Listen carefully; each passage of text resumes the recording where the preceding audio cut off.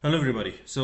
We will solve one more example here about the psychrometric chart as we did last time. So in this problem we have air with a volumetric flow rate of 1000 foot cube per minute. It's at 80 degrees Fahrenheit and 80% relative humidity. And this air is cooled to 51 degrees Fahrenheit at the same pressure of 1 atmosphere. Um, and we want to calculate the fraction of water that condenses and the rate at which heat must be removed. So this is a condenser, or it's cooler. It's like the air conditioner at home.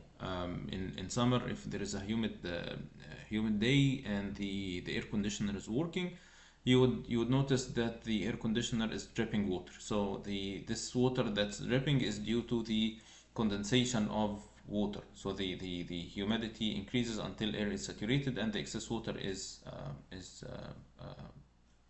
removed from air in form of water liquid. And this is the same thing that happens in the dew, as we mentioned in the previous video before. So what we know from this information that the water condenses, it means that the air got saturated and the excess water is deposited as liquid. So we know about so we have two states, and just to make it clear, we have two states. We have state one for the air, 80 degrees Fahrenheit, 80% relative humidity, and we have state two where the temperature is 51 degrees Fahrenheit and the pressure is 1 atmosphere. So let's first set these two states on the psychrometric chart, and then we will see how to calculate the two requirements here. So the first state, we have 80 degrees Fahrenheit and 80% relative humidity. Of course, these are all in American units. So in this case, we have to use the chart with the American units, so which is the second chart. So we have 80% relative humidity and 80 degrees Fahrenheit. This is 80 degrees Fahrenheit, and 80% relative humidity would be somewhere here. So by doing this, this is the 80% humidity, this is 80 degrees Fahrenheit. So this is the point that is represents state number one.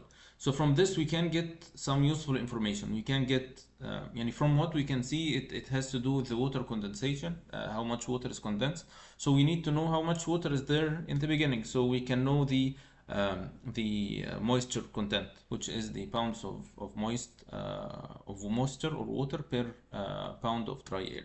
So if you look here, it is 0.017, 0.018, so it's going to be 0.0178 pound of water per pound of dry air.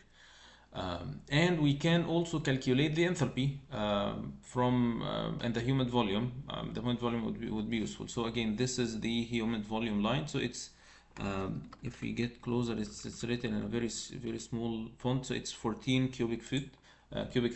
So it's 14 cubic feet per pound of dry air. And for the enthalpy, it's going to be, if we go this way, it's going to be this point. And if we get closer, here it is almost 38.5.6, something around this. And we need to calculate the 38.6, and we need to calculate the percent, the correction or deviation from the saturation. So we have here, this line represents, it's not clear here to me what is this line, but for the previous line it is negative 0.08, 0.06, this is 0.04. So you need to extrapolate this line. It's not going all the way. So this line would be around negative 0.4. If you extrapolate this line, should pass by here. So it's negative 0.4. So the result is 38.2 BTU per pound of dry air. So this is from the first line, the first state. The second state, it's the same. We know the temperature, which is 51 degrees Fahrenheit, which is going to be here. And we know, since water is condensing, so the air must be saturated. So it's going to be with the saturation line. So from this we can get this point, we can get the moisture content, which is going to be 0.0081, and it's close to this. And the humid volume is going to be around 13 point something, so it's 13.05 foot cubes per pound of dry air. And for the enthalpy, we can go this way. It's going to be 21, yeah, it's 20.8. It's little less than 21, so it's 20.8 BTU per pound of dry air. And of course, there is no correction factor here or a deviation factor, because this is the enthalpy of air at saturation, so it's already saturated. So now we got all the information that we need about the two states, so we don't need the psychrometric chart anymore. So here I listed all or summarized all the information that we got from the psychrometric chart, and from this we can move forward. Now there is no need for the psychrometric chart anymore. So if we need to know how much air is condensed, so it's going to be the difference between the air in the beginning and the air at the end. So the air in the beginning, I mean the water in the beginning and the water at the end. So what we know here is the moisture content, which is the mass of water per mass of dry air.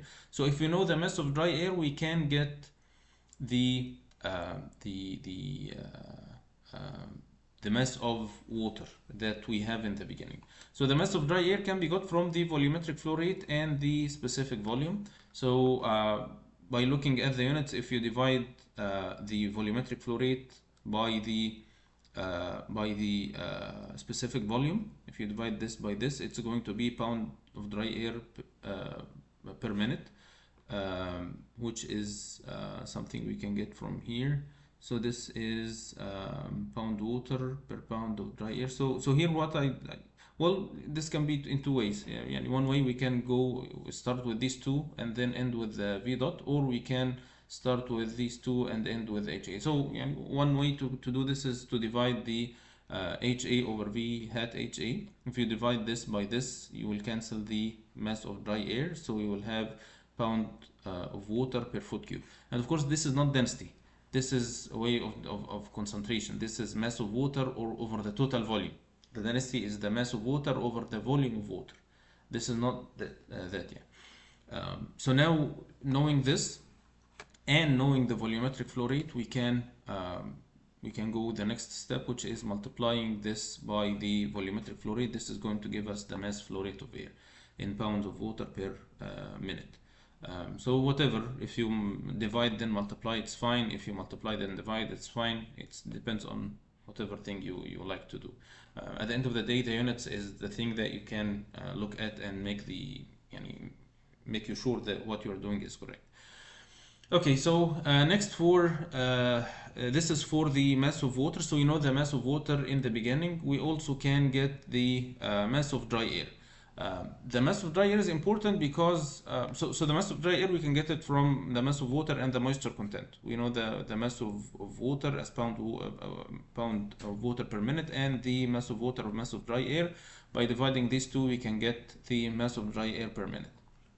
The mass of dry air is not going to be used or is not one of the requirements by itself, but we need the mass of dry air because we know the mass of dry air is constant for state 1 and state 2. What is the total mass, of course, is different because water is condensing, but air doesn't condense. So what is condensing is only the water. So mass of dry air is always constant, which I can use for state number 2 as well.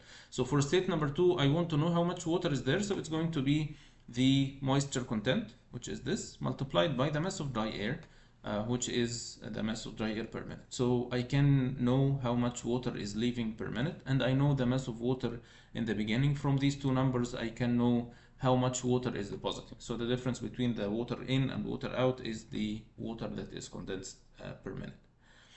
So this is the first requirement, and if you go back to the slides, this is the first thing, the fraction. Oh, we need the fraction, it's not the mass. So if we need the fraction, it's going to be just dividing by the total mass in the beginning. So it's mass of water 1 minus mass of water 2 over mass of water 1, which is this number divided by 1.27. So 54.5% of the water is deposited. So this is the first thing. The second thing is the cooling that is required. So for the cooling, this is the flow sheet of the process, or the block flow diagram. We have one stream going in, two streams going out. So it's similar to what we did before for the partial condensation and partial evaporation in the end of chapter 8 or before this part. Yeah. So what we're going to do is we are applying the energy balance equation. So the energy balance equation reduces to Q equals delta H. There is no change in kinetic and potential energy that we know of, so we will ignore them. There is no work because it's just a cooler, so it's Q equals delta H. Delta H is the enthalpy of stream 2 plus enthalpy of stream 3 minus enthalpy of stream 1, which is M2 H2 hat plus M3 H3 hat minus M1 H1 hat. And now we want to get the values of these enthalpies for the three cases. So for the enthalpies, we know the mass flow rates, of course. We know the mass flow rate of the first stream, which is v dot. We know the mass of water that is the mass of water that condensed, and we know the M2 that we are going to use with the enthalpy of water. And remember that, and if we go back to the previous slide, we know the enthalpy per mass of dry air. We already know the mass of dry air, it's already here. So this is the same for both cases. So we know the mass of dry air, so we know H1 hat multiplied by the mass flow rate and H2 hat multiplied by the mass flow rate. It's already known. So this is one thing that is very nice. And we know the mass of water that is deposited, which is M3, which is 0.692, and we know the mass of water. We know all the masses. So the next is just to substitute. We already know the enthalpies at state 1 and enthalpy at state 2, but we don't know the enthalpy at state 3. This is pure liquid water, so you may think that we can use the steam table, but we cannot. The steam table has a reference state of the triple point of water, the liquid water at its triple point. But here the reference state, and let's go back to the psychrometric chart. It's not this, I think it is this, yeah. The reference state is water liquid at 32 Fahrenheit and 1 atmosphere, which is not the same reference state. So we have to find another way to get the enthalpy of water. So the enthalpy of water can be calculated by the integration of CP dt from 0 to the temperature, which is 51 degrees Fahrenheit, which is 10.6 degrees Celsius. So from this we can get the enthalpy of, or the specific enthalpy of stream 3, and we will adjust the units so that, because this is going to be kilojoule per mole. So we convert this from mole to gram, from gram to pound, and from kilojoule to joule, and from joule to calorie, and from calorie to BTU, or we can do this using the conversion factor that's already available in the textbook. I use this conversion because this is what I'm used to since I was a student, so it's easier for me instead of going to the textbook. So finally, we know the specific enthalpy, it's 19 BTU per pound, and of course this is per pound of water, not pound of dry air, because we don't have any air here.